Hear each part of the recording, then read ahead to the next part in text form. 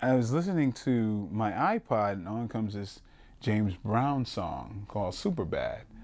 And I just got this idea, and I just kind of saw the whole story.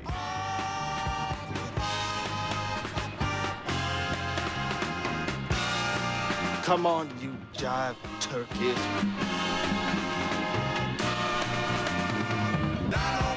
I did a photo shoot. I rented some costumes, some 70s outfits, and got pictures made. And we just kind of started talking again, and I said, well, what have you been working on? And he actually had a picture of himself in the outfit with the gun and the nunchucks, with two women by his side, in the outfit that he's wearing in the last scene in the movie. And I was just like, okay, well, this looks great.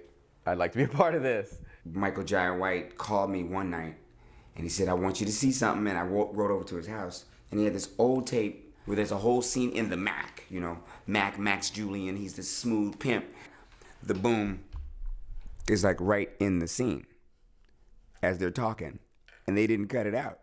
And I'm like, Michael, why are you showing me this? He said, I'm gonna do a whole movie like that. We shot a trailer that really maintained the tone of the comedy. We only spent maybe $600 to do this. Using old blaxploitation footage and putting him on the other end of it. So like he would take a shot, and on the other end was like somebody dying, in some movie from 40 years ago. We presented the trailer to Ars Nova, and they said, well, this is cool, but okay, why are you showing me this? And it's like, well, this is a movie that we want to make. And they're like, wait a minute, this is a new movie? We sent it out on Monday. By Wednesday, basically they were like, we're in. We didn't have a script yet. So there are lots of lines that were in the trailer that just had no support at all. Like it was just a facade, Like there's a line in it, you can kill all the two-bit hustlers in the world, but it still won't bring Jimmy back. Well, there was no Jimmy or, hustlers or anything. So it kind of like, actually that random line just sort of started off the screenwriting process. We would sit, talk, laugh, write large blocks by ourselves, go back, work together on it, separate scenes, work on them separately. We did a lot of things. Whatever worked for the situation, that's what we did. It's an unusual script because I would write the mistake in the script, which sometimes I would describe the mistake, and it would absolutely make the script a little longer, even though what occurred is just seconds. Kind of telling a story behind the story. Dynamite! Mike had the idea that he wanted to be a blaxploitation star. So Black Dynamite is like comprised of a lot of these type of characters, where you have these guys with these nefarious backgrounds. The guy's like, well, what is this guy? I mean, if you look at a Jim Brown movie, it's like he's a club owner. He just shot like 9 people, and it's okay. He just gets in his car, drives away, and then, then sometimes the CIA is saying, we got to get you back, with us. It's like, what does this guy do? What did he do before this movie? Like, and you never even ask that. It was just this badassery that was going on. You mind telling me how this was found at the scene of my brother's death? So he has a little bit of Jim Kelly. He has a little bit of Jim Brown. He has a little bit of Fred Williamson. And there are times where we'd want him to do something where he's like, no, Black Dynamite wouldn't do that. And every single time he's absolutely right. He's dynamite. Me and Mike, even from our first film, which was 10 years ago, I mean, we're good at bouncing ideas off of each other, and like, I always found him to be a very funny guy. You don't realize how funny and silly Mike can be because he's always so serious. He's intense. I mean, Mike is intense like Black Dynamite. I am smiling. And then you see him loosen up and laugh. We're like, you're crazy. I mean, he held it down so seriously, and that's what made it work. And everything is believable because of him. Well, Byron wrote the script with us, and Byron's character is like an ode to Dolomite, to Rudy Ray Moore, who just passed away last year. I mean, it's completely on point. He's a lounge performer and nightclub owner. among other things. A ghetto entrepreneur. Man, who dare knock when I'm planning to plant my dynamite? Main man, Black Dynamite. What it is, Bull? Dolomite also did kung fu, and he was horrible. I mean, he like literally, he would do kicks, and like they would go up to like this high, you know, and like the guy would go flying, you know. So we have some of that in Bullhorn's karate. Mike and Byron there, you know, as the two lead actors, and then setting sort of like, it sort of set the stage of what the flow was supposed to be for most of the actors, and it kind of trickled down to everybody else. I think that if you look back at the old, you know, quote unquote, black exploitation films, there was always like the righteous sister, the good woman, and the one working for the Black Panther Party, all of that, and that's Gloria. That's who I play. My job, Gloria's job in this, was to play it straight, which makes scenes with Michael Jai funnier, because he's doing ridiculous stuff and I'm still looking at him like, you know, I just love you. The role of women, unfortunately, in that blaxploitation genre, I would have to admit that women got the short end of the bargain. I was looking back at the movies, and every single fight, like, before they would, the first hit was to grab a shirt open so your chest would fall out. And then, so then the women would be fighting with their breasts out. First lady, I'm sorry I pimp slapped you into that china cabinet.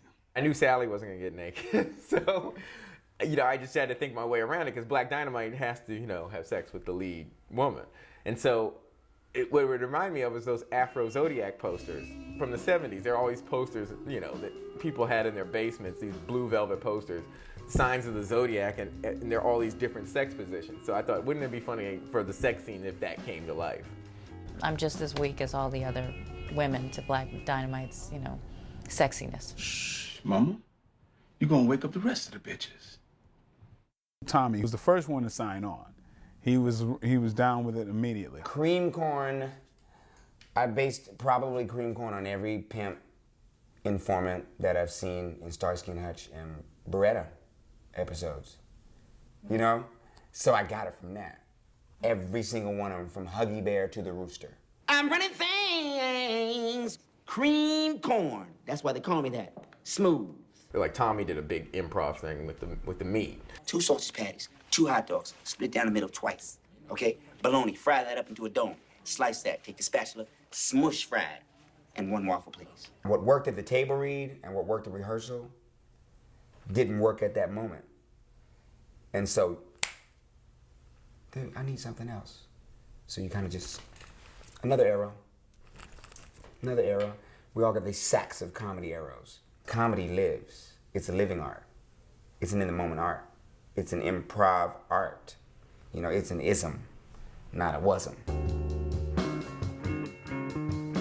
You know, people talk about all the errors and things in the movie and all these other things, but there's parts, I mean, there are parts of it, like especially the clothes, like you can't just, you know, it's different than having a boom in the shot. Like you have to have somebody in actually authentic 1970s clothes. We got a chance to get our afros on, and we had all the best polyester.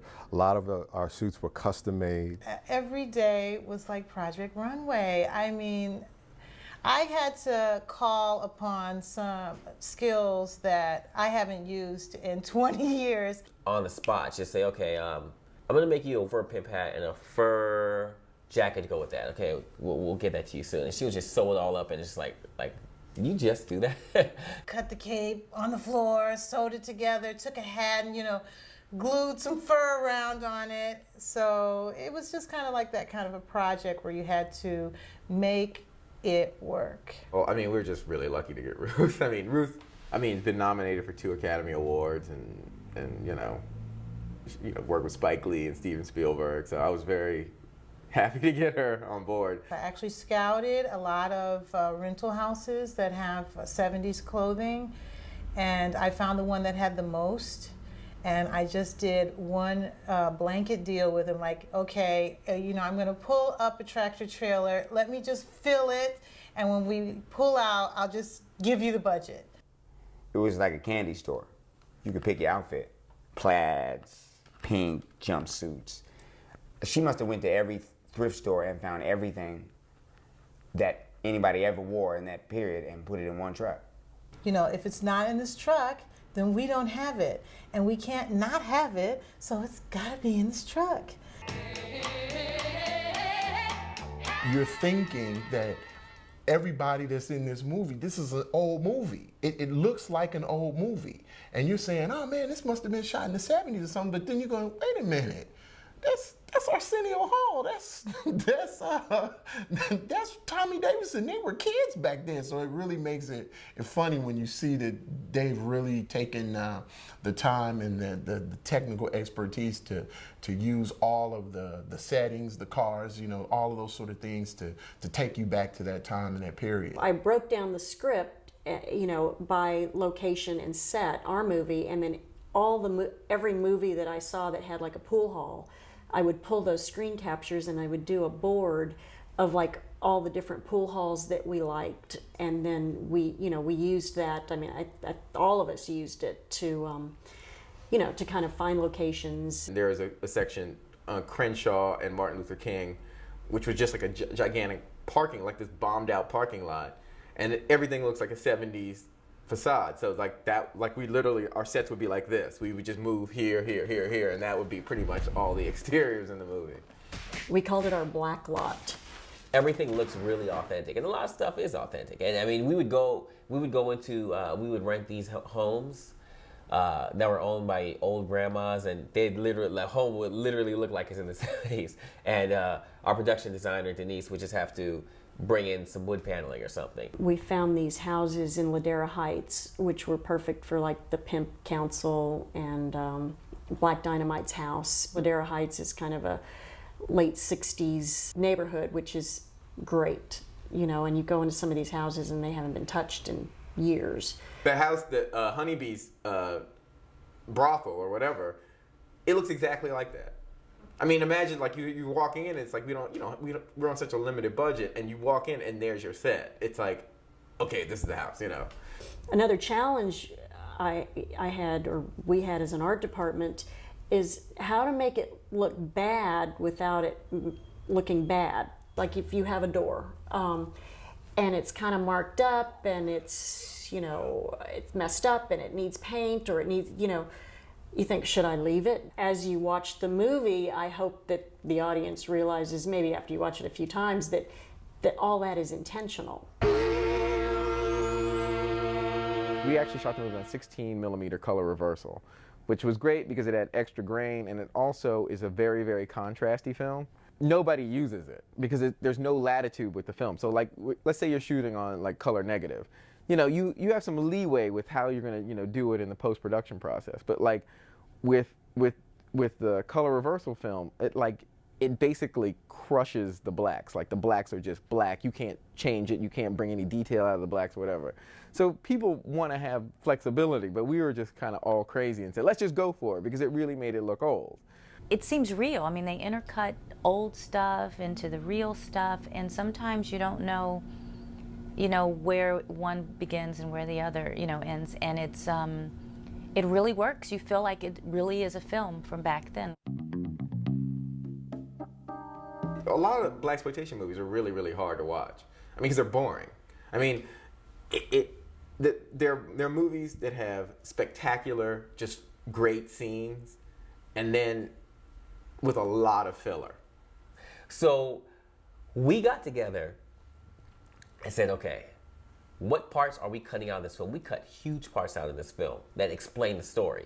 Well, one of the scenes, it was like the Kung Fu banquet. You could see there's slivers of it in the movie now, but there was a whole full done scene.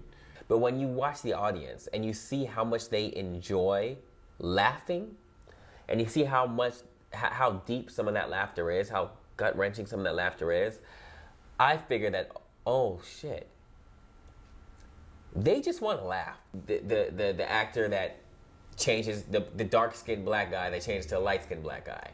We're trying to show that when Byron, which is Bullhorn, slaps a guy, and he's like, mother, like that.